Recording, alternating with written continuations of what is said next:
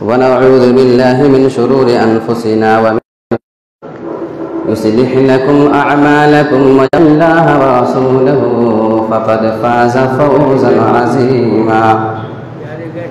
أما بعد فإن خير الحديث كتاب الله وخير الهدي هدي محمد صلى الله عليه وسلم وشر الأمور محدثاتها وكل محدثة بدعة وكل بدعة ضلالة وكل ضلالة في النار. أعوذ بالله من الشيطان الرجيم. بسم الله الرحمن الرحيم. قال رب فأنظرني إلى يوم يبعثون. قال فإنك من المنظرين إلى يوم الوقت المعلوم. قال رب بما أغويتني لأزينن لهم في الأرض ولأغوينهم أجمعين إلا عبادك منهم المخلصين. محترم و مقرر حاضرین جمعہ، بزرگوں، نوجوان ساتھیوں، عزیز بچوں، پردہ نشین خواتین اسلام کے اور اس کے اسباب کیا ہیں. نوجوانوں کی بات کریں تو ظاہر سی بات ہے کہ ہم ایک پہلو پہ بات نہیں کر سکتے. اگر اس میں لڑکے شامل ہیں تو لڑکیاں بھی اس میں ہوں گی. اگر لڑکوں کے بگاڑ کے اوپر آپ بات کریں گے تو لڑکیوں کے اوپر بھی بات کرنا یہ ہمارے اور آپ کے لیے ضروری ہے. بہت ساری اس کی وجہیں ہیں، اور جوانی یہ ایک ایسی چیز ہے کہ جس کے بارے میں اللہ رب العالمین نے قرآن مجید کے اندر کئی جگہوں پہ تذکرہ کیا ہے. میں اس چیز کی طرف نہیں جانا چاہتا ہوں. میں سیدھا سیدھا اپنے موضوع پہ آتا ہوں کہ نوجوانوں کے بگاڑ کے اسباب کیا ہیں. چند وجہیں آپ کے سامنے بتانے کی کوشش کروں گا. سب سے پہلی وجہ جو ہم آپ کے سامنے رکھیں گے وہ ہے انسان کا اپنے وقت کو فضول کے کاموں میں برباد کرنا، انسان کا ٹائم پاس کرنا. اب آپ اس کی بہت ساری شکلیں دیکھیں گے.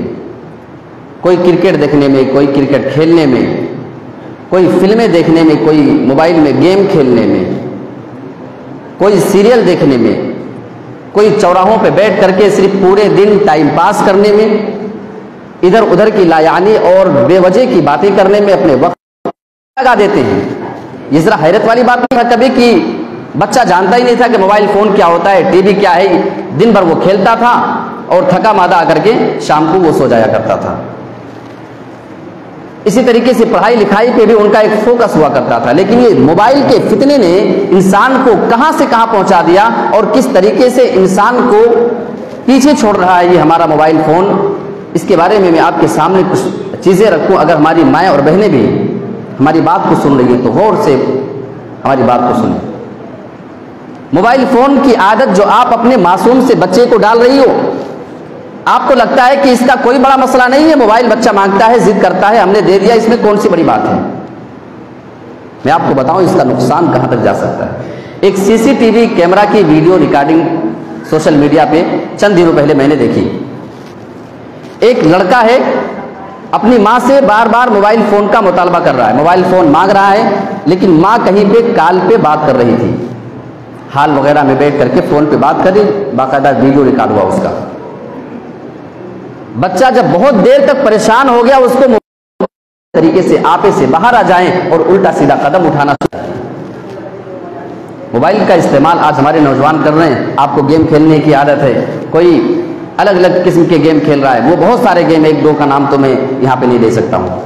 آپ کو لگتا ہے کہ یار ٹائم پاس کے لیے چلو چوراہے پہ بیٹھے، کبھی ہوٹل پہ بیٹھے، کبھی گھر کے کمرے میں گئے، 2-4-10 منٹ کے لیے، گھنٹے کے لیے ہم نے اگر موبائل میں گیم کھیلا تو اس کا نقصان کیا ہے؟ کوئی زیادہ نقصان نہیں. آپ کو اگر ایسا لگتا ہے، آؤ میں آپ کو ایک ایسا نقصان بتاتا ہوں کہ جس کے بارے میں کبھی ہمارا تصور بھی نہیں گیا ہوا تھا کہ یہاں تک موبائل کا فتنہ ہمیں اور آپ کو لے کر کے جا سکتا ہے.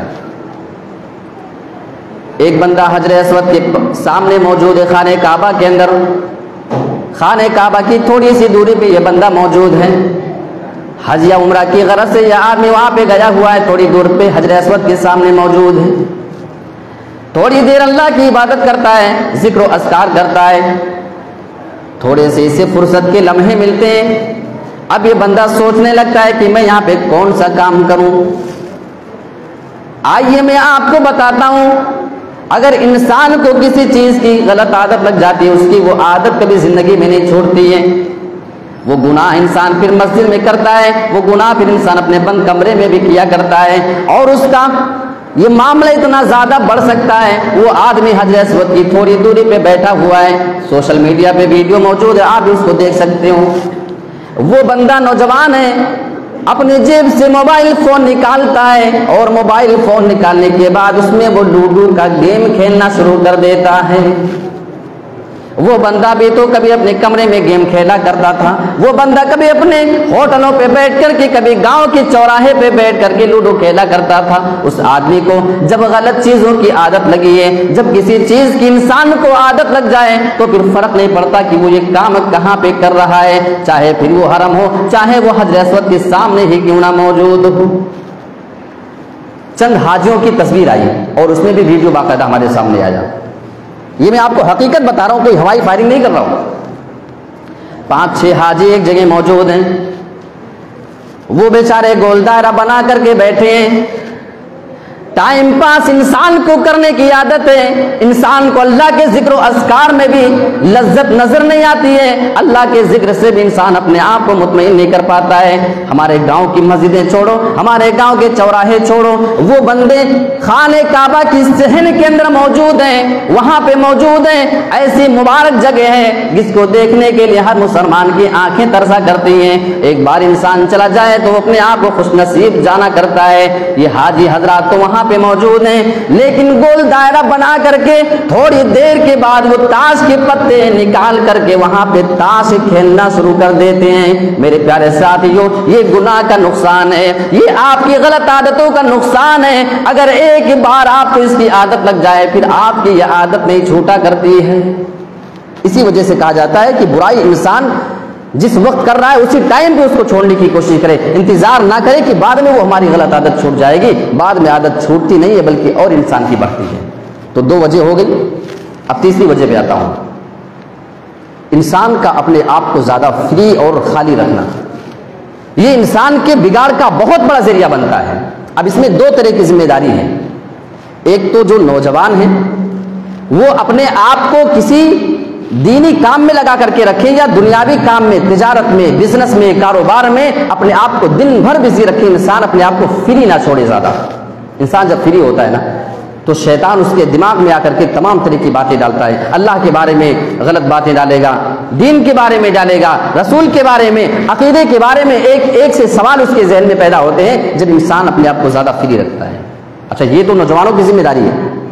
اگر معصوم بچے ہمارے گھر میں، تو ماں باپ کی ذمہ داری ہے کہ آپ اس بچے کو بزی رکھیں پورے دن بھر، یا تو کھیل کود میں تو کھیلنے دیں، دن بھر تھکنے دیں، آپ کپڑے گندے ہو رہے ہیں تو ہونے دیں، گھر کے تھوڑے سے نقصان کر رہے ہیں تو ہو جانے دیں، آپ ان کو دن بھر کھیلنے کودنے میں، اور اگر اس سے ٹائم ملے تو آپ ان کو پڑھائی لکھائی میں، دینی تعلیم دینے میں، کلمہ وغیرہ، یہ جو ایک ترتیب ہے بچے کے ذہن کے اعتبار سے، آپ وہ ساری ترتیب بنا کر کے رکھیں، دنیاوی کھیل کود میں اور دینی تعلیم دینے میں اس کو مشغول کر دیں، اس کو فری کا ٹائم ہی آپ زیادہ نہ دیں۔ انسان تھک جائے بچہ ذہنی طور پہ بھی اور جسمانی طور پہ بھی، شام کو جلدی سے سو جائے گا، وہ آپ سے فون کا مطالبہ نہیں کرے گا، وہ ٹی وی کے سامنے 2-2 گھنٹے بیٹھ کر کے کارٹون دیکھنے کی ضد نہیں کرے گا، اس وجہ سے کہ اس بچے کو آپ نے تھکا دیا ہے۔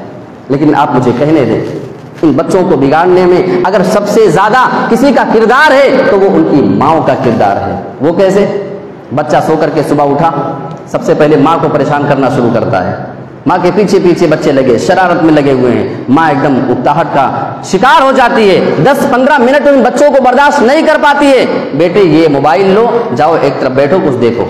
اب بچے کو موبائل آپ نے دے دیا، اب 2-1 گھنٹے کی فرصت ماں کو تو مل جائے گی، لیکن یاد رکھیں آپ کو ابھی تو اس بچے نے فری کر دیا ہے، اس کی شرارت سے آپ نے ابھی تو چھٹکارا پا لیا ہے، لیکن یاد رکھنا آپ کی یہ عادت آپ کے بچے کو کہاں سے کہاں لے کر کے جا رہی ہے۔ کہیں ایسا نہ ہو کہ کبھی حرم میں، کبھی حجر اسود کے سامنے موبائل فون کا غلط استعمال جب کرنے کا عادی آپ کا بچہ ہو جائے گا، کہیں ایسی مبارک جگہوں پہ آپ کا یہ بچہ بھی اگر کرتے ہوئے پکڑا گیا تو اس کے ذمہ دار آپ ہوں گے۔ بچے کی غلطی تو ہوگی لیکن پہلے ذمہ دار اس کے آپ مانے جائیں گے۔ اب آئیے ذرا سورۃ الحجر کی 5 آیتیں اٹھا کے دیکھتے ہیں. آیت نمبر 36 سے لے کر کے 40 نمبر کی آیتیں آپ اٹھائیں اور دیکھیں اللہ رب العالمین نے ابلیس کے وعدے کا اور اس کے مکر و فریب کا کس طریقے سے ذکر کیا ہے، اور ہمیں اور آپ کو اللہ رب العالمین نے اس سے آگاہ کر دیا ہے. قال رب فانظرنی الی یوم یبعثون. ابلیس کو اللہ رب العالمین نے جب ہمیشہ کے لیے جہنمی قرار دے دیا، جب اللہ رب العالمین کا فیصلہ ہو گیا کہ وہ جنت سے نکالا جائے گا، ابلیس اللہ رب العالمین سے پھر مہلت مانگ رہا ہے. اے میرے رب، وہ اللہ رب العالمین کو اپنا رب بھی کہہ رہا ہے، اے میرے رب فانظرنی الی یوم یبعثون، اے میرے پروردگار تو مجھے مہلت دے دے، تو مجھے قیامت تک کے لیے مہلت دے دے، میں زمین کے اندر جانا چاہتا ہوں. قال فإنک من المنظرین. اللہ رب العالمین نے اس کو مہلت دے دیا الی یوم الوقت المعلوم، جہاں میں تجھے قیامت تک کے لیے مہلت دے رہا ہوں. جب اللہ سے مہلت مانگ چکا ہے، اب سوال یہ پیدا ہوتا ہے ابلیس اللہ رب العالمین سے اتنی لمبی مدت کی مہلت مانگ کر کے کیوں آیا ہے؟ اپنے تمام چیلے چپاٹوں کے لیے اتنی لمبی مدت مانگ کر کے کیوں آیا ہے؟ آگے اللہ رب العالمین اس کا بھی تذکرہ فرما رہا ہے.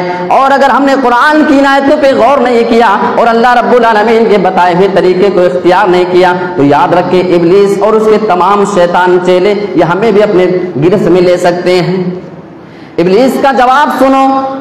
قال رب بما اغویتنی، اے میرے رب تو نے مجھے گمراہ کر دیا ہے، میں جو جنت سے نکالا جا رہا ہوں، میں جو جہنمی بنا ہوں، میں جو راد درگاہ ہو چکا ہوں، میں جو اپنے سیدھے راستے سے بھٹک چکا ہوں، اغویتنی اس میں تیرا قصور ہے، اے میرے رب تو نے مجھے گمراہ کر دیا ہے.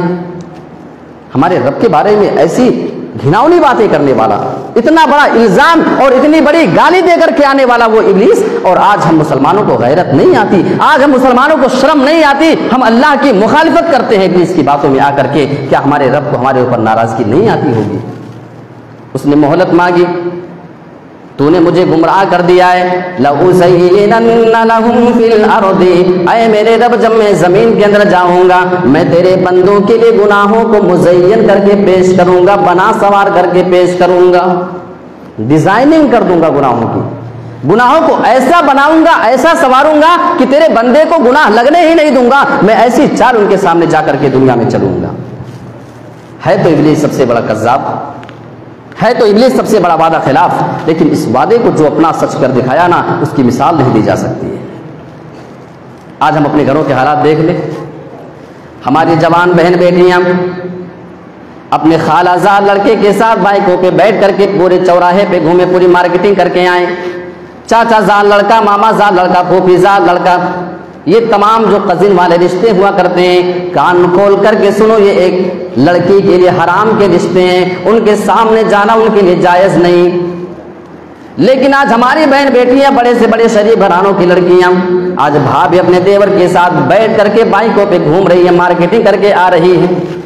میری پیاری ماں بہنوں ذرا غور تو کرو، ہماری شریعت یہ بتاتی ہے، اللہ کے نبی کی حدیث کے الفاظ یہ بتاتے ہیں، ایوم امرأۃ اذا استعطرت فمرت بالمجلس فہی کذا و کذا.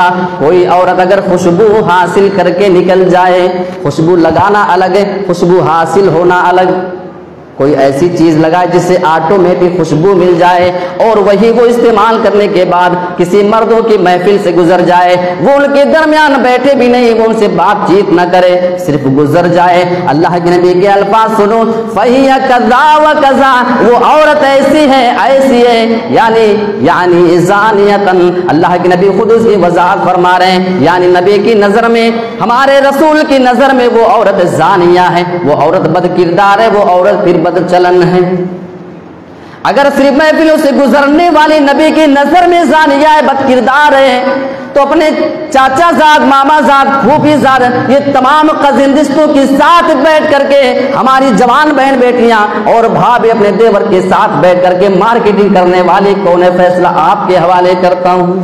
اسی بات کو ابلیس نے کہا تھا، لَأُزَيِّنَنَّ لَهُمْ فِي الْأَرْضِ، جب میں زمین میں جاؤں گا تو گناہوں کو مزین کر کے پیش کروں گا، گناہوں کو بنا سوار کر کے پیش کروں گا. آج ایمانداری کے ساتھ بتائیں، کیا یہ گناہ ہم کو گناہ لگتا ہے؟ کیا نہیں لگتا نا؟ وہی بہن وہی لڑکی اگر گاؤں کے کسی اجنبی لڑکے کے ساتھ چلی جائے پورا گاؤں تھوکے گا، عجیب بے شرم گھرانہ ہے، عجیب بے شرم لڑکی ہے، کسی کے ساتھ بھی گھوم رہی ہے۔ میرے پیارے ساتھیوں کان کھول کر کے سنو، جتنا بڑا گناہ اس اجنبی لڑکے کے ساتھ جانا ہے اتنا ہی بڑا گناہ اپنے ان کزن رشتوں کے ساتھ بھی بیٹھ کر کے جانا ہے، رشتہ داروں کے ساتھ بیٹھ کر کے جانا ہے۔ یہ فیصلہ آپ کرنے کی پھر وہ لڑکی اللہ کے نبی کی نظر میں کیسی ہے۔ تو یہ تیسری چیز ہو گئی، انسان اپنے آپ کو زیادہ فری نہ رکھے۔ آئیے چوتھے پوائنٹ پہ، بہت اہم پوائنٹ بتانے جا رہا ہوں، غلط دوستوں کا انتخاب کرنا۔ جب انسان دوستی کرے تو اگر غلط دوستوں کا انتخاب کر لے، غلط لوگوں سے وہ دوستی کر لے تو اس کے بگڑنے کے اسباب پیدا ہو جایا کرتے ہیں۔ اللہ کے نبی کی ایک حدیث سناتا ہوں، ابو داؤد کے الفاظ ہیں، الرجل علی دین خلیلہ فلینظر احدکم من یخالل۔ آدمی اپنے دوست کے دین پر قائم ہوتا ہے، جیسا جیسا اس کا دوست عمل کرتا ہے ویسا ویسا یہ آدمی بھی عمل کیا کرتا ہے۔ فَلْيَنْظُرْ أَحَدُكُمْ مَنْ يُخَالِلْ۔ اے نوجوانوں، اے مسلمانوں، اگر تمہیں کسی سے دوستی کرنا ہو، اگر تمہیں کسی کو اپنا دوست بنانا ہو، فَلْيَنْظُرْ، تو اس کے بارے میں جانچ پڑتال کر لینا، اس کے بارے میں تحقیق کر لینا کہ اس کا کردار کیسا ہے، اس کا اخلاق کیسا ہے، وہ دین کے معاملے میں کیسا ہے، وہ زبان کے معاملے میں کیسا ہے، وہ اپنے اخلاق و عادت کے اعتبار سے پھر کیسا ہے۔ یہ کوئی کرانے پہ ملنے والا سامان نہیں، جو چیز پسند آئے اپنے گھر میں اٹھا کے لے کے آ گئے۔ میرے پیارے ساتھیوں یاد رکھیں، انسان اپنے دوست کے دین پر قائم ہوتا ہے۔ اسلاف میں سے کسی سلف کا قول مجھے یاد آتا ہے اور بہت پیاری بات اس نے کہی ہے، الصاحب صاحب، دوست کھینچنے والا ہوتا ہے۔ یعنی بندہ جو عمل خود کرتا ہے کوشش کرتا ہے کہ اس کا وہ دوست بھی ویسا ہی عمل کرے، جس طرح کی زندگی وہ گزارتا ہے کوشش کرتا ہے کہ ایسی ہی زندگی اس کا دوست بھی گزارے۔ اور اس کی سب سے بڑی دلیل میں آپ کے سامنے پیش کر دوں، صحیح بخاری صحیح مسلم کے حوالے سے، غلط دوست کا نقصان کیا ہو سکتا ہے۔ آئیے یہ حدیث آپ کے سامنے رکھتا ہوں۔ میں بات کر رہا ہوں اللہ کے نبی کے چچا ابو طالب کی۔ ایمان نصیب نہیں ہوا ہے، کلمہ نصیب نہیں ہوا ہے، اللہ کے نبی کے بہت چہیتے تھے، اللہ کے نبی ان سے بہت محبت کرتے تھے اور یہ خود اللہ کے نبی سے بہت محبت اور پیار کیا کرتے تھے اور دین کے معاملے میں بھی وہ مدد کیا کرتے تھے۔ مکہ کے کافر اور مشرکین یہ سردار جب آ کر کے نبی پہ پریشر ڈالتے تھے اور دین کے کام سے روکنے کی کوشش کرتے تھے تو سب سے زیادہ اگر کوئی مدد کیا کرتا تھا تو یہ آپ کا پیارا چچا تھا، سینہ تان کر کر کھڑا ہو جایا کرتا تھا۔ جب تک وہ زندہ تھے کسی کی مجال نہیں تھی کہ نبی کو کوئی تکلیف پہنچا سکے۔ محبت تھی لیکن ایمان سے محروم ہے، ایمان کی دولت سے محروم ہے۔ کبھی کبھی تو سوچنے پہ مجبور ہم ہو جاتے ہیں کہ اللہ اتنے نبیوں کے اتنے قریبی رشتہ دار، ان کو تو نے ایمان نصیب نہ کیا، ان کو ایمان نصیب نہ ہو سکا، ہم جیسے گنہگار، ہم جیسے کمتر ایمان والے تو نے ہمیں اس لائق سمجھا کہ تو نے ہمیں ایمان کی دولت سے نواز دیا ہے۔ ہم ایک اسی نعمت کا اگر شکریہ پوری زندگی ادا کرنا چاہیں، اللہ کی قسم اسی ایک نعمت کا ہم شکریہ اللہ رب العالمین کا ادا نہیں کر سکتے۔ آئیے اللہ کے نبی کے پیارے چچا انتقال کے ٹائم پہ ہیں، آخری ایام چل رہے ہیں، بھتیجے کو اپنے چچا سے محبت ہے، دل میں آرزو ہے ایک بار آپ کلمہ پڑھ لیں، قل لا الہ الا اللہ۔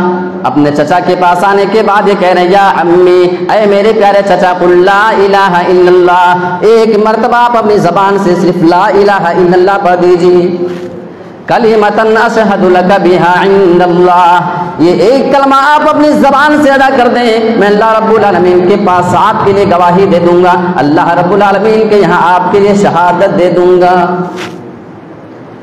یہ اس نبی کی دعوت ہے جس کی دعوت کا اثر یہ ہوا کرتا تھا، بڑے سے بڑے کافر کو آپ نے اسلام پیش کیا، اس کی بات سمجھ میں آ گئی، بڑے سے بڑے سخت دل آدمی کو آپ کی بات سنائی گئی، آپ کو اس کی بات سمجھ میں آ گئی۔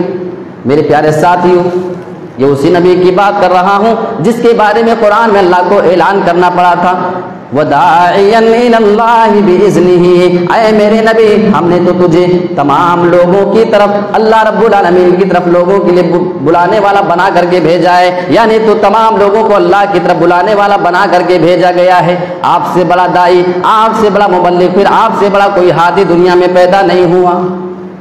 جس کی دعوت کا اثر یہ ہوا کرتا تھا، مکہ کے بڑے سے بڑے کافر یہ ڈرا کرتے تھے، سرداروں کو ڈر لگا رہا کرتا تھا، لوگ جب حج کرنے کے لیے مکہ آیا کرتے تھے ٹیم بنا کر کے، ٹولیاں بنا کر کے ان کے پاس جا کر کے بیٹھا کرتے تھے، ہر آنے والے قافلے کو بتا دیا کرتے تھے دیکھو محمد نام کا ایک آدمی ہے، جب اس کی بات کو سنو گے تو اس کے ہو کر کے رہ جاؤ گے، اس کی باتوں میں بڑی تاثیر ہے، اس کی باتوں میں بڑی مٹھاس ہوا کرتی ہے۔ جو اس نبی کی تاثیر ہوا کرتی تھی جس کا اعتراف اللہ نے بھی کیا ہے، جس کا اعتراف کافروں کو بھی تھا۔ اپنے پیارے چچا کو کلمہ توحید کی تلقین کر رہے ہیں، اور کس انداز میں کیا ہوگا اس کا اندازہ آپ لگائیں۔ ایک بھتیجے کو اپنے چچا سے کتنی زیادہ محبت ہوا کرتی ہے۔ اللہ کے نبی یہاں کلمے کی تلقین کر رہے ہیں، لا الہ الا اللہ پڑھنے کے لیے بار بار ان سے کہہ رہے ہیں، لیکن وہیں پہ ابو طالب کے دو برے دوست بھی موجود ہیں، ایک کا نام ہے ابو جہل اور دوسرے کا نام ہے عبداللہ بن ابو امیہ۔ یہاں اللہ کے نبی دعوت دے رہے ہیں کلمہ توحید کی جانب، وہ دونوں دوست بار بار یہ غیرت دلا رہے تھے، اے ابو طالب کیا اپنے بھتیجے کے کہنے کی وجہ سے تم اسلام قبول کر لو گے، اپنے باپ دادا کے دین سے تم پھر جاؤ گے؟ اگر ایسا کر لو گے لوگ تمہارے بارے میں کیا کیا باتیں بنائیں گے، لوگ تمہارے بارے میں کیا کیا کہیں گے، تم کو معلوم ہے، لہٰذا تم اسلام قبول نہیں کر لینا کہیں اپنے بھتیجے کی باتوں میں آ کر کے۔ میرے پیارے ساتھیوں، اللہ کے نبی تڑپتے رہ گئے، پریشان ہوتے رہ گئے، بیٹھے رہے اور آپ کو بار بار کلمے کی تلقین کرتے رہے، لیکن رب کعبہ کی قسم وہ دو برے دوستوں کی بات غالب آتی ہے اور اللہ کے نبی کی بات نیچے ہو کر کے رہ جاتی ہے، اور انتقال کے ٹائم پہ ان کی زبان سے جو جملہ نکلا تھا وہ جملہ یہ نکلا تھا کہ میں اپنے باپ دادا کے دین پہ بڑھتا ہوں، اور اللہ کے نبی کی بات کی ویلو کم ہو جاتی ہے دو برے دوستوں کی بات کے آگے۔ اسی لیے کہتے ہیں اللہ کے نبی نے فرمایا تھا دوست اپنے دوست کے دین پر قائم ہوتا ہے، بہت سوچ سمجھ کر کے دوستی کرنا چاہیے۔ تو یہ کتنی چیزیں ہو گئی؟ 4 چیزیں۔ 5ویں نمبر پہ آئیے، تھوڑا سا آپ کو ایک جھلک دکھانا چاہ رہا ہوں، بس ایک آنکڑا سمجھانے کی کوشش کر رہا ہوں۔ نشہ آور چیز کا استعمال سب کرتے ہو، ہے نا؟ نوجوانوں کی عادت پان، سگریٹ، گٹکا، بیڑی، تمباکو۔ ایک نوجوان دن میں 50 روپیہ، 100 روپیہ، 200 روپے کا پان، گٹکا، یہ تمام چیزیں کھا کر کے زمین پہ تھوک دیا کرتا ہے۔ قرآن حدیث میں اس کی جو قباحت ہے اور کتنے لاکھوں لوگوں کی اس سے جو ہے موتیں ہو رہی ہیں ہر سال، وہ سارے آنکڑے چھوڑ دیں آپ۔ میں آپ کی اپنے جیب خرچ کی بات سے بتانے جا رہا ہوں، آپ کا پرسنل۔ ایک نوجوان اگر ایک دن میں صرف 50 روپے کا پان، گٹکا، سگریٹ سب ملائے اور سب کا صرف کتنے کا 50 روپے کا کھائے، ایک دن میں 50، ایک مہینے میں وہ 1500 روپے کا کھائے گا۔ آپ حساب کر لیں، یہ چھوٹا سا حساب ہے، ایک مہینے میں 1500 کا کھا لیا، 12 مہینے کھائے، ایک سال کھاتا رہے تو کتنے کا کھا لے گا؟ آپ آنکڑا نکالیں، 18,000 روپیہ ہو جائے گا۔ ایک سال میں 18,000 کا پان، گٹکا، سگریٹ کھا کر کے اڑا چکا ہوگا، کب جانتے ہیں؟ جب روزانہ صرف 50 کا کھاتا ہے۔ کہیں کوئی 5 سال تک کھاتا رہا تو 90,000 کا کھا جائے گا، اور لوگ پوری زندگی کھاتے ہیں تو 10 سال میں کتنے کا کھا جائے گا؟ 1,80,000 روپے کا۔ 10 سال میں 1,80,000 کا صرف پان، گٹکا کھا کے وہ تھوک چکا ہوگا۔ یہ آنکڑا کب ہے معلوم ہے؟ جب روزانہ صرف 50 روپیہ ہو، تھوڑا بھی بڑا تو حساب آگے ہو جائے گا۔ اب آپ اندازہ لگائیں، 10 سال میں ایک نوجوان، ایک آدمی 1,80,000 کا پان، گٹکا کھا کے تھوک چکا ہے۔ 10 سال کے بعد آپ اس کا اکاؤنٹ جا کر چیک کریں، بینک بیلنس چیک کریں تو اکاؤنٹ میں 10,000 کی سیونگ تک نہیں ہے۔ یہ اس آدمی کا حال ہے جس نے 1,80,000 کے گٹکے کھائے ہیں 10 سال میں۔ یہ آپ کی کمائی کو آپ ضائع نہیں کر سکتے۔ یہ وہ دولت ہے جس کو کمانے کے لیے ایک نوجوان اپنے بوڑھے ماں باپ کو، جو اس کے بڑھاپے کا سہارا تھا، اس کو چھوڑ کر کے چلا جاتا ہے۔ ماں اندر سے تڑپ رہی ہے، باپ چھپ چھپ کر کے اپنے آنسو بہا دیا کرتا ہے۔ جب بچہ نکل رہا ہوتا اپنے گھر سے بیچارہ کمانے کے لیے، نوجوان اپنے بچوں کو روتا ہوا ان کے آنکھوں میں آنسو چھوڑ کر کے چلا جایا کرتا ہے، اور اپنی بیوی کو تڑپتا ہوا چھوڑ کر کے چلا جایا کرتا ہے، صرف پیسہ کمانے کے لیے۔ آپ اس پیسے کو کمانے کے لیے کبھی اپنے مالک کی بات کھاتے ہیں، کبھی آپ گرتے ہیں، آپ کے ہاتھ پیر میں چوٹ آتے ہیں، کبھی آپ کا سر پھٹا ہوگا، کبھی آپ کے جسم میں زخم آئے ہوں گے، کبھی آپ کا خون تو کبھی آپ کا پسینہ نکلا ہوگا۔ اس محنت سے کمائی ہوئی اس روزی کو، اس پیسے کو آپ اس طریقے سے زمین پہ تھوک کر کے اور ہواؤں میں اڑا کر کے برباد نہیں کر سکتے۔ یہ آپ کی ذمہ داری بنتی ہے۔ تو یہ نمبر 5 پہ ہم اس کو لے لیں کہ نشہ آور چیزوں کا استعمال یہ نوجوانوں کی بگڑنے کی ایک اہم وجہ ہو سکتی ہے۔ اور آگے چلیے نمبر 6 پہ، شادی بیاہ میں تاخیر کرنا۔ اور شادی بیاہ کی جب بات کریں نا تو زیادہ تر ہم ایک پہلو کی بات کر کے دوسرا پہلو چھوڑ دیتے ہیں. معلوم ہے ہم یہ بات تو عام طور پہ کرتے ہیں کہ ہمارے یہاں لڑکیوں کی شادی کو آسان بنایا جائے, لڑکی کی شادی میں جہیز نہ لیا جائے, باراتی نہ جائیں. اس پہلو پہ تو بڑی باتیں ہوتی ہیں, لیکن دوسرا پہلو بھی اس کا ہے, شادی آسان صرف لڑکیوں کے لیے نہیں کرنا میرے بھائی, لڑکوں کے لیے بھی شادی آپ آسان کریں نا. اب آئیے ایک حدیث صحیح بخاری اور نسائی کی وہ حدیث آپ کے سامنے اٹھاتے ہیں, اس سے بہت ساری باتیں ہمیں سیکھنے کو ملتی ہیں. اللہ کے نبی اپنے صحابہ کے درمیان محفل میں موجود تھے, ایک عورت آتی, بڑی مشہور حدیث, لیکن اس میں سیکھنے کو بہت کچھ ملتا ہے. آئی کہنے لگی اللہ کے نبی میں اپنے آپ کو آپ کے لیے ہبہ کرتی ہوں, آپ اس سے شادی کر لیں. اللہ کے نبی نے اس عورت کو دیکھا, آپ نے فرمایا میں تم سے شادی نہیں کر سکتا ہوں. اسی محفل میں ایک آدمی دوسرا موجود ہے, وہ کھڑا ہوتا ہے, کہنے لگا اللہ کے نبی اگر آپ اس عورت سے شادی نہیں کرنا چاہتے تو میرا نکاح اس سے کرا دیجیے. آپ اس عورت سے سوال کرتے ہیں میں تم سے شادی تو نہیں کر سکتا ہوں, لیکن یہ آدمی تم سے شادی کرنے کو تیار ہے, تم اسی کو دیکھ لو, اگر یہ آدمی تمہیں پسند آئے تو بتاؤ, میں تمہارا نکاح اس سے کرا دیتا ہوں. اس حدیث سے جہاں یہ معلوم ہوتا ہے کہ لڑکیوں کے لیے نکاح آسان ہے, دوسرا پیغام یہ بھی ملتا ہے کہ لڑکوں کے لیے بھی نکاح بہت آسان ہماری شریعت نے بنایا ہے. لڑکی کہنے لگی اللہ کے نبی آئی تو آپ کے لیے تھی, لیکن اگر آپ اس سے نکاح نہیں کرنا چاہتے ہیں تو کوئی بات نہیں, آپ میرا نکاح اس آدمی سے کرا دیں. اب اللہ کے نبی اس عورت سے سوال جواب نہیں کر رہے ہیں, جہیز میں کیا دو گی, باراتیوں کا انتظام کیسا ہوگا, یہ الفاظ بتا رہے ہیں کہ اللہ کے نبی نے عورتوں کے لیے نکاح کو آسان بنایا ہے. لیکن آگے کے الفاظ دیکھو, اللہ کے نبی اس آدمی سے سوال کرتے ہیں اے میرے ساتھی میں تم سے نکاح تو کرا دوں اس عورت کا, لیکن یہ بتاؤ کہ تم مہر میں کیا دے سکتے ہو. کہنے لگا اللہ کے نبی ایک لنگی ہے, میں اسی کو آدھی پھاڑ کر کے دے سکتا ہوں. اللہ کے نبی نے بیان فرمایا اگر تم آدھی اس کو دے دو گے نا تمہارے کام کی نہ اس کے کام کی رہ جائے گی. اب آج ہماری سوسائٹی میں نظر دوڑا کر کے دیکھیں, ایک نوجوان کو اپنی شادی کے لیے 2-2 4-4 سال کا انتظار کرنا پڑتا ہے. کیوں تمہاری شادی نہ ہوئی؟ نوجوان سے آپ سوال کریں, کیونکہ ہم نے بھی شادی کے لیے زیادہ پیسے کا انتظام نہیں کیا ہے. 2 تولہ سونے کا انتظام نہیں, 50,000 روپیہ مہر میں دینے کی قیمت ہمارے پاس نہیں, ولیمے کے لیے خرچ کی زیادہ لاکھوں روپے کی ہمارے پاس کوئی بجٹ کا انتظام نہیں. اللہ کے نبی اس آدمی سے آگے جب جواب سنتے ہیں میرے پاس صرف لنگی ہے, آپ نے بیان فرمایا التمس ولو خاتما من الحدید, اے نوجوان تو اپنے گھر پہ جا اور تلاش کر کے آنا, اگر تجھے لوہے کی ایک انگوٹھی مل جائے, چاندی کی نہیں سونے کی نہیں, اگر لوہے کی ایک انگوٹھی مل جائے اسی کو لے کر کے آنا, میں تیرا اسی کو مہر بنا کر کے نکاح پڑھا دیتا ہوں.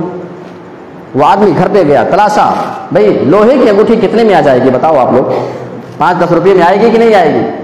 ثابت ہوتا ہے کہ 5-10 روپے کی مہر بھی متعین کی جا سکتی ہے, زیادہ سے زیادہ آپ دے سکتے ہیں. یہ نبی کے الفاظ بتا رہے ہیں.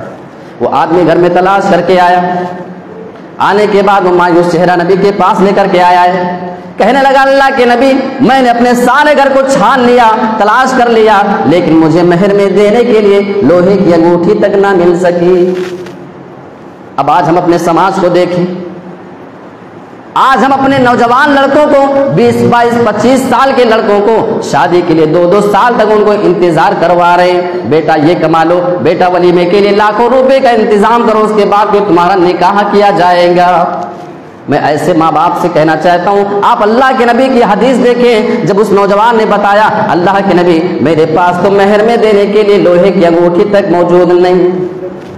تھوڑی دیر کے بعد وہ آدمی مجلس سے جانا چاہ رہا تھا, اللہ کے نبی سوال کرتے ہیں کیا بات ہے نوجوان کہاں جا رہا ہے؟ کہنے لگا اللہ کے نبی جب میرے پاس مہر میں دینے کے لیے کوئی چیز ہی نہیں ہے تو میرا نکاح کیسے ہو سکتا ہے؟ آپ اس کو اپنے پاس بلا لیتے ہیں, لیکن یہاں پہ آپ غور کریں, آپ نے اس نوجوان کو پھر مہلت نہ دیا, آپ نے انتظار نہ کروایا. یہی ہمارے رسول کا طریقہ ہے. آپ اگر چاہتے تو 1 ہفتے کی مہلت دے دیتے, 2-4 ہفتے کی مہلت دے سکتے تھے. جاؤ تھوڑا سا کما لینا, بہت زیادہ پیسے کی ضرورت تو نہیں ہے, لوہے کی انگوٹھی کتنے میں آئے گی؟ انتظام کر لینا، جاؤ ایک آدھ مہینہ کما کے اس کے بعد آنا، میں تمہارا نکاح کرا دوں گا۔ میرے پیارے ساتھیوں، اللہ کے نبی انسان کی ضرورت کو سمجھا کرتے تھے، اللہ کے نبی انسان کے نفس کو سمجھا کرتے تھے۔ آپ سمجھ چکے تھے اس نوجوان کو شادی کی ضرورت ابھی ہے تو اس کا نکاح ابھی ہو جانا چاہیے، ایک دن بھی نہیں، 2-4 دن کا بھی انتظار کیوں سے کروایا جائے۔ اللہ کے نبی اگر اس کو مہلت دے دیتے اور اس پیریڈ میں اگر وہ اپنی ضرورت کو پوری کرنے کے لیے اپنی شرمگاہ کا اگر غلط استعمال کر لیتا تو اس کا ذمہ دار کون ہوتا؟ اللہ کے نبی نے یہ سارا موقع ہی نہیں دیا، ادھر آؤ۔ اللہ کے نبی نے فرمایا ہماری شریعت اگر تمہارے لیے راستہ نہیں نکالے گی تو کون راستہ نکال کر کے دے گا؟ اللہ کے نبی کا دوسرا سوال سنو، یہ بتاؤ تمہیں قرآن کتنا یاد ہے؟ جلدی سے نوجوان نے کچھ صورتوں کے نام بتائے اور اللہ کے نبی نے اس عورت سے سوال کیا کہ یہ تیرا ہونے والا شوہر کتنا غریب ہے، سب معاملہ تو جانتی ہے، کسی کو بتانے اور تیرے کان بھرنے کی ضرورت نہیں ہے۔ آج ہم دیندار رشتہ کہاں تلاش کرتے ہیں؟ ایک لیبل لگا ہوتا ہے، مولانا لڑکا بتاؤ جو دیندار ہو۔ آپ بتا دو کوئی بڑھیا دیندار لڑکا لیکن بہت کم کماتا، نہیں مول صاحب یہ والا نہیں چلے گا۔ تو یہ دینداری کا لیبل، یہ ڈھکوسلا بازی کیوں اوپر لگا کے رکھے ہو بھائی؟ ایسا بولو نا کہ ہم کو اچھا خاصا آپ کمانے اور کھانے والا ہے، اچھی حیثیت پوزیشن والا لڑکے کی تلاش ہے۔ یہ دینداری کا لیبل لگا کے دینداری کو بدنام نہ کریں یہاں پہ، یہ حقیقت ہے۔ اللہ کے نبی صلی اللہ علیہ وسلم نے سوال کیا اگر میں اس آدمی سے تیرا نکاح کرا دوں اور قرآن کی وہ صورتیں جو اسے منہ زبانی یاد ہیں، اگر اس کو نکاح کے بعد یہ صورتیں تجھے منہ زبانی یاد کرا دے تو کیا یہ مہر تو قبول کر لے گی یا نہیں؟ کہنے لگے اللہ کے نبی جس عورت کے نکاح میں قرآن کی آیتیں اور اس کی صورتیں مہر بن جائیں اس سے زیادہ مبارک اور بابرکت نکاح کس کا ہو سکتا ہے؟ مجھے یہ رشتہ منظور ہے۔ یہ دیندار رشتے ہوا کرتے تھے۔ ہماری شریعت نے اگر لڑکیوں کے لیے نکاح آسان بنایا ہے، یاد رکھیں لڑکوں کے لیے بھی تو نکاح آسان ہے۔ یہ تو نکاح کا معاملہ ہو گیا۔ اب کچھ لوگوں کو لگتا ہے کہ ولیمے میں جب تک بکرے نہ کاٹے جائیں، جب تک 2-4 جانور نہ ذبح کیے جائیں، جب تک فلاں چیز کا انتظام نہ ہو، جب تک ولیمہ نہیں مانا جائے گا۔ اللہ کے نبی نے ایک سفر کے ٹائم پہ جنگ سے واپسی پہ شادی کیا، اگلی صبح آپ نے ولیمہ کر دیا۔ ولیمے میں کیا تھا؟ ستو ہے، کچھ چیزیں ہیں، دسترخوان پہ بچھایا، صحابہ سے کہا کہ جس کے پاس جو کھانے کی چیزیں لاؤ اکٹھا کرو اور اسی کو مل کر کے کھاؤ، یہی میرا ولیمہ ہے۔ معلوم یہ ہوا کہ ولیمہ بہت ہلکی چیز کی بھی ہو سکتی ہے۔ 100-200 روپے کا بھی ولیمہ آپ کر کے 2-4 لوگوں کو کھلا کر کے بھی کر سکتے ہیں۔ اس کے لیے 1000 2000 500 200-400 لوگوں کو بلا کے کرنا ضروری نہیں ہے، کرنا چاہے وہ ایک الگ مسئلہ ہے، لیکن اگر کسی کے پاس انتظام نہیں ہے تو نہ مہر کے لیے اور نہ ولیمے کو بہانہ بنا کر کے کسی نوجوان کے شادی کو ڈیلے اور لیٹ نہیں کر سکتے ہیں۔ یہی ہماری اصل شریعت ہے۔ اگر آپ چاہتے ہو سماج سے زناکاری کو روکا جائے، سماج سے بدکاری کو روکا جائے، سماج سے بے حیائی کو روکا جائے تو ان نوجوان لڑکوں اور لڑکیوں کا نکاح وقت پہ کرے۔ زناکاری پہ تقریر کرنے سے، زناکاری کے نقصان بتانے سے زناکاریاں نہیں رکا کرتی ہیں۔ زناکاری رکے گی تو وقت پر شادی کرا کر کے۔ کوئی بندہ بھوکا ہے، بھوک مٹانے کا طریقہ کیا ہے؟ آپ کھانا کھلا دیں، یہی اس کے بھوک کے مٹانے کا طریقہ ہے۔ انسان بالغ ہو چکا ہے، میں کبھی کبھی حیرت میں پڑتا ہوں، آپ لڑکے کے باپ سے پوچھو تمہاری شادی کب ہو گئی تھی، بولے گا ہماری شادی تو 18-20 سال میں ہو گئی تھی۔ اور تمہارا بیٹا کتنے سال کا ہے؟ شادی نہیں ہوئی، 25 سال کا ہو گیا ہے۔ مطلب آپ کو ضرورت اسی ٹائم پہ شادی کی محسوس ہو گئی تھی، آپ کا بیٹا آپ سے زیادہ عمر کو ہو چکا ہے، آپ کی شادی ہوئی تھی، ابھی آپ کا بیٹا کنوارا کیوں بیٹھا ہے؟ یہ سوال ہر گارجن سے ہے، ہر ماں سے ہے، ہر باپ سے ہے۔ اللہ تعالیٰ ہم تمام لوگوں کو معاشرے میں اصلاح کے ہر پہلو پہ غور کر کے اپنے نوجوانوں سے برائیوں کو دور کرنے کی توفیق عطا فرمائے، آمین۔ وآخر دعوانا الحمد للہ رب العالمین۔